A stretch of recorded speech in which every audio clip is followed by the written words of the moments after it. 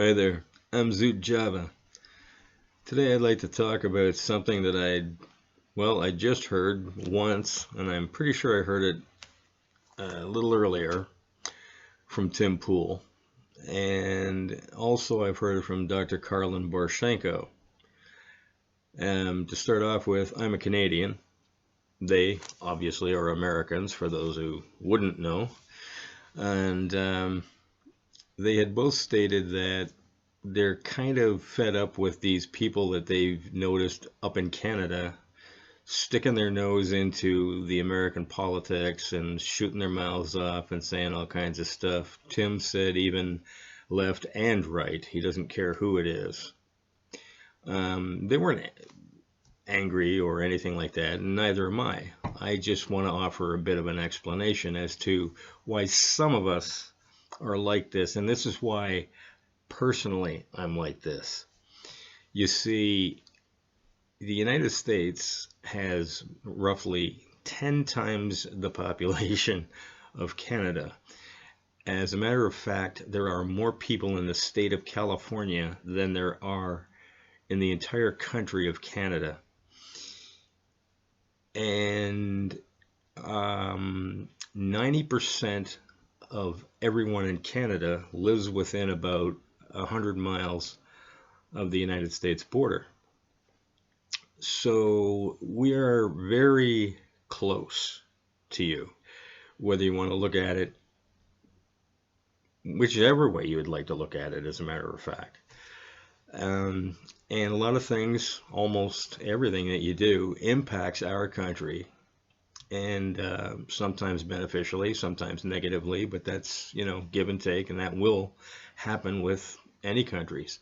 The problem is the bulk of our trading, etc., is done with the United States. So we kind of got to keep an eye out on what's going on. I've been very intrigued as to what's going on. As a matter of fact, I probably know more about what's going on in the American political system, realistically speaking, that is, than a lot of people down in the United States are.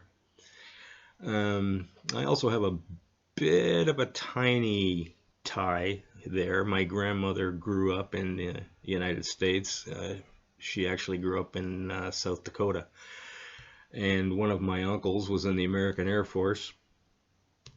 And so one of my sons, his wife, so one of my daughter-in-laws, in other words, is an American.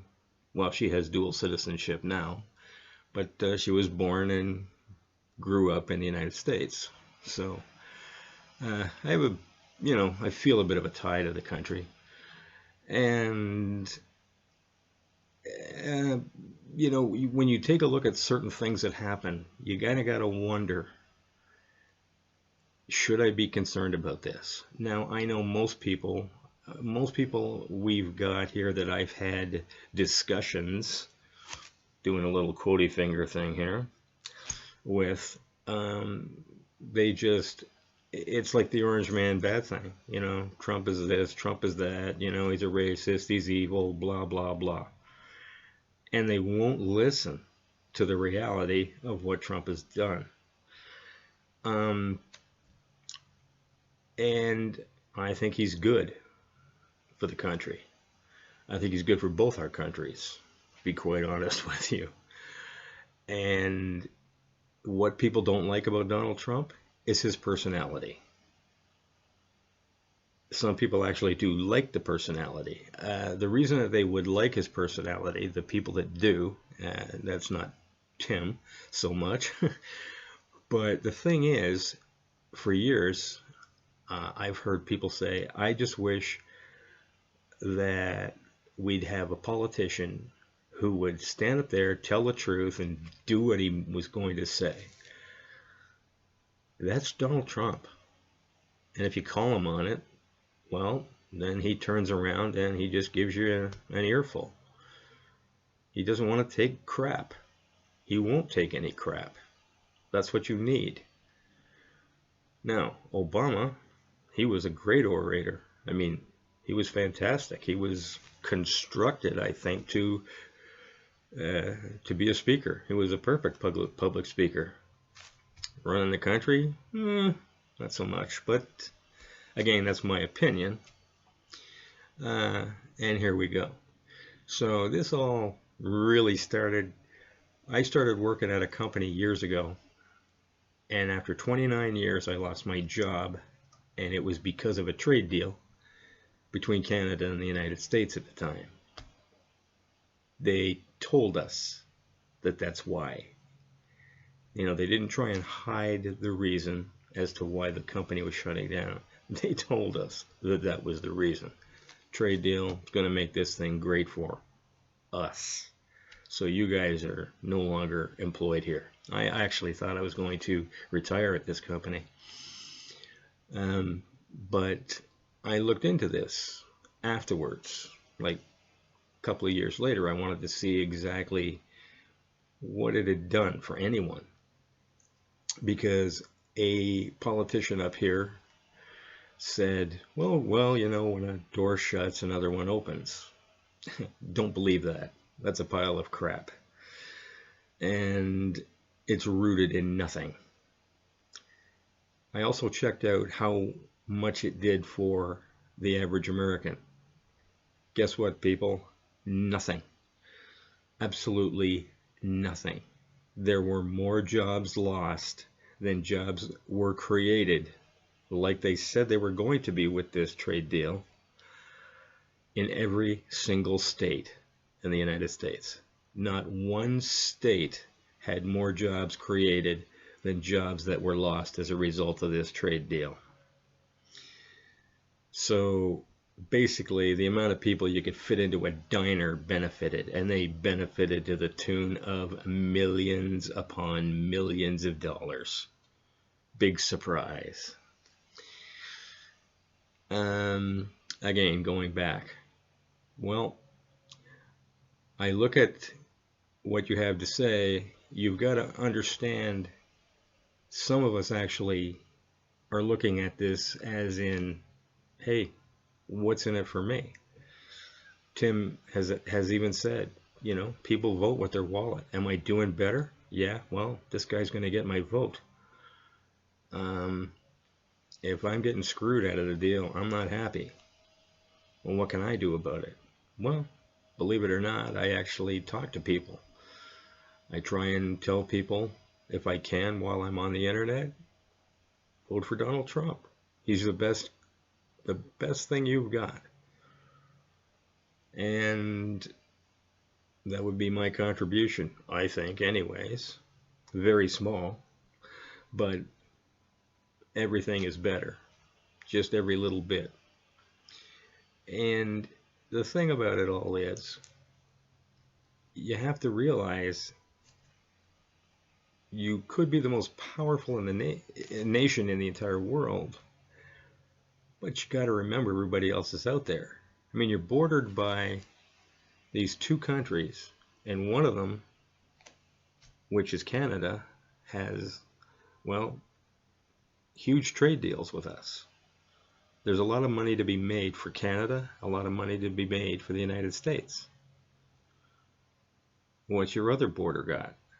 Well, the biggest import that you've got from there is a bunch of undocumented immigrants, shall we say. And through no fault of their own, other than they want a better life. Where to go but the United States? People should think about that when they're throwing bottles of urine and Molotov cocktails, setting things on fire, shooting at police, yelling and screaming over everything that goes wrong, and people still want to come into your country. Maybe you should stop that crap, because they still see that as a beneficial place to go to. Lots of people. Tim, I've been listening to you for quite a while, among others.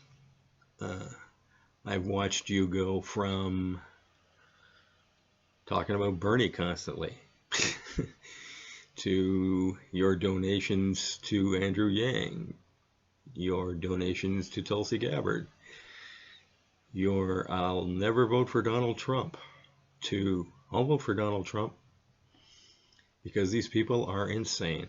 And they are insane. They're mental cases. I can't believe that these people are out there doing that. Even worse, I can't believe you have an entire political party encouraging them. Unbelievable. And they still say that they're better off than Donald Trump. Again, unbelievable. I hope he goes in and cleans everything up. I understand your concerns with what happens with the extra policies that some of them want to bring in, like Ron DeSantis, but it's their own fault. Those people are causing it. These things weren't there before.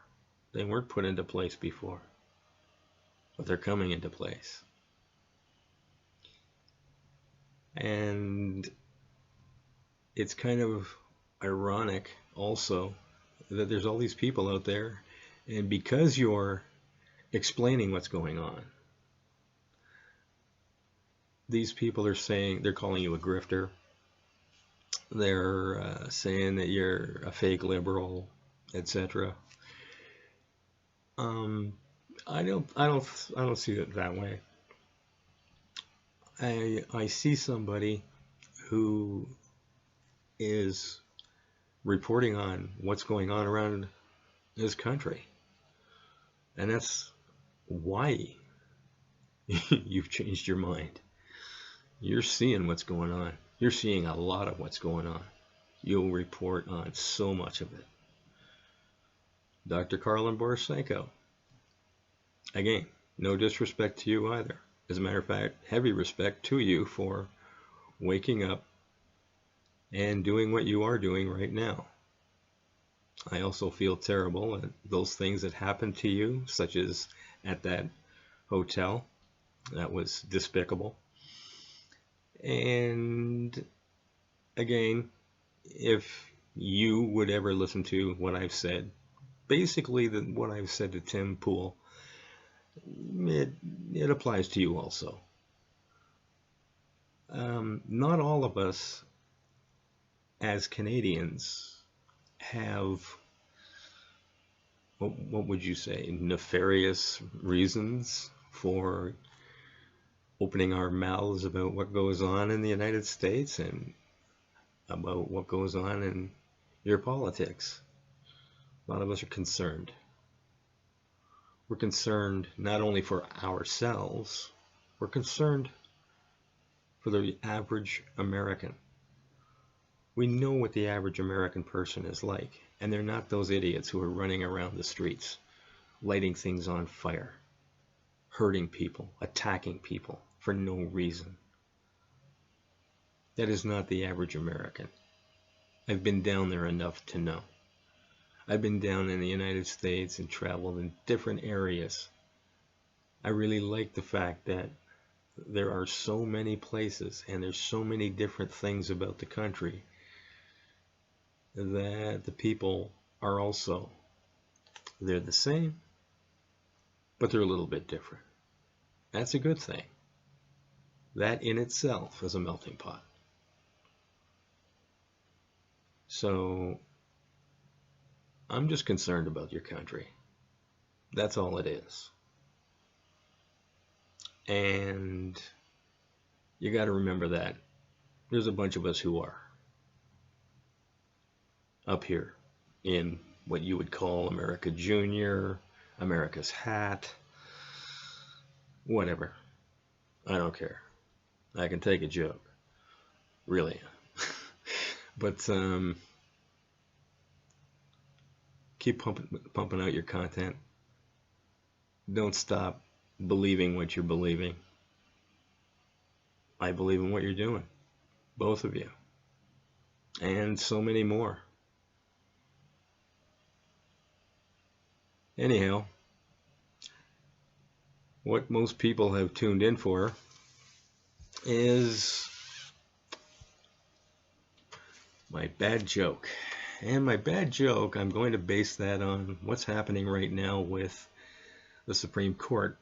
Even though the Democratic Party themselves can't have figured out that Justice Kavanaugh hasn't gone in like a radical psycho and changed everything, why on earth would the new Supreme Court Justice be any different? Well, they're all worried about Roe v. Wade. Roe v. Wade. That's all I've been hearing about. And, you know, it brings me to the subject of abortion. And, you know, abortion really brings out the baby in you. Ugh, that was bad, wasn't it? Anyway, don't forget to like and subscribe. And put my content on all your social media because I tend to get censored by all the usual suspects. And until later, have a Java on Zoot.